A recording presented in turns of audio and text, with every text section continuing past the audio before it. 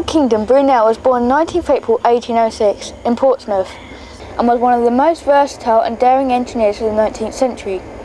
He was responsible for the design of tunnels, bridges, railway lines and locomotives, and even ships. He began working for his father as an engineer and designer. His first big job was to design, with his father, the Thames Tunnel from Rotherhithe to Wapping. This was completed in 1843 and was the world's first tunnel under a deep river. It included a parade of 60 shops, mostly selling souvenirs. But the work for which Brunel is probably best remembered was the construction of a network of tunnels, bridges and viaducts for the Great Western Railway.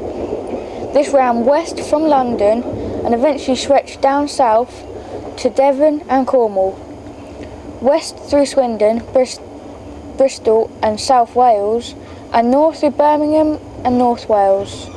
In 1833 he was appointed their chief engineer. It was no more than a dream. Brunel began work on the line that linked London to Bristol.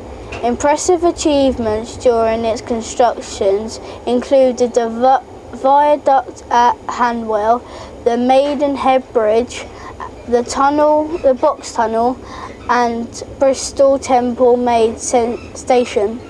Brunel designed his railway to use what was known as broad gauge. This meant the gap between the rails were greater than the standard gauge. The wider gauge provided a more comfortable ride and higher speeds. Unfortunately, Brunel eventually had to adopt the standard gauge to fit with other railway companies.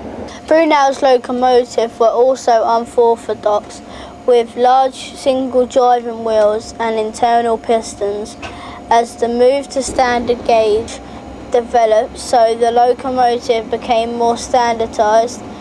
The locomotives use Welsh coal, which burns hotter than other coal, so the firebox could be smaller and fitted between the driver's wheels.